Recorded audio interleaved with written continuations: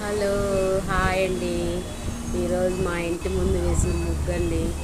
ఎలా ఉందండి? ఇది వైట్ బండ, అదే తెల్ల బండలు కదండి, మాకు సరిగ్గా కనపడదండి అంత క్లియర్గా. ఈరోజు ఫ్రైడే కదండి, మార్నింగ్ పూజ చేసుకున్నానండి. కొంచెం లేట్గానే చేశానండి ఈరోజు పూజ మాత్రం. 10:30, 11 అయిపోయిందండి పూజ కంప్లీట్ అయిపోయేసరికి. ఎలా ఉన్నారండి? రాత్రి చాలా లేట్ అయిందండి. రాత్రి అమ్మవారు కన్యకా పరమేశ్వర అమ్మవారు ఊరేగింపు జరిగిందండి. మా వారు డ్యూటీ నుంచి వస్తా అరా వెళ్దామని చెప్పేసరికి ఇంకా నాకు ఆనందం వేసింది. ఎందుకంటే మేము అన్నట్టు 10వ రోజు వెళ్ళినప్పుడు మాకు దర్శనం అవ్వలేదండి. చాలా జనం ఎక్కువగా ఉన్నారండి. అబ్బా, రాత్రి ఆ అమ్మవారే ఇంకా నన్ను పిలిపించుకుందేమో అన్నట్లుగా అసలు అంత బాగా అనిపించిందండి. అసలు చాలా అంటే చాలా బాగా జరిగిందండి. రాత్రి ఊరేగింపు చాలా బాగా జరిగిందండి. అమ్మవారి దర్శనం అయితే ఎంత బాగా జరిగింది. మొన్న మహిషాసుల మధ్య రోజు వెళ్ళనందుకు ఈరోజు అమ్మ నన్నే పిలిచినంత బాగా అనిపించిందండి. వెళ్ళామండి. రాత్రి వచ్చేసరికి 11:30 అయిందండి. ఇక పొద్దున కొంచెం లేట్గానే లేచాను. సరిపోయిందండి. లేచి రాంచి ఇంకా మన ఆడవాళ్ళకి ఇంకా హడావుడేగా, అన్నీ సరిపోయినాయండి.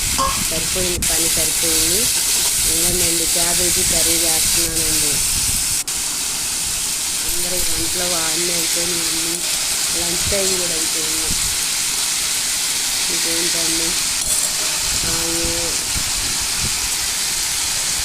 క్యాబేజీ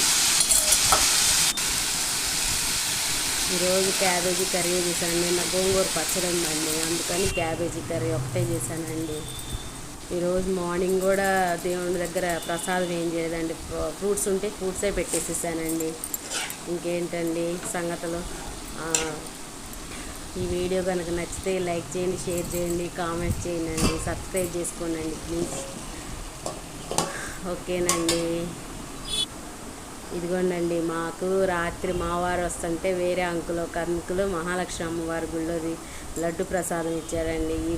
మేము 10 డేస్లో 8 డేస్ మేము చేసుకోలేదండి. మాకు సోదకం వచ్చింది కదా, చేసుకోలేదండి. అవును కదండి.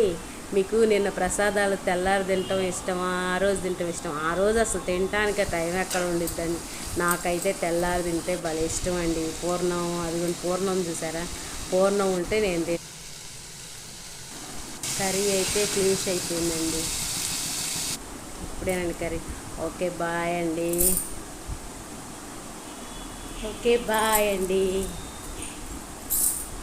నచ్చితే లైక్ చేయండి.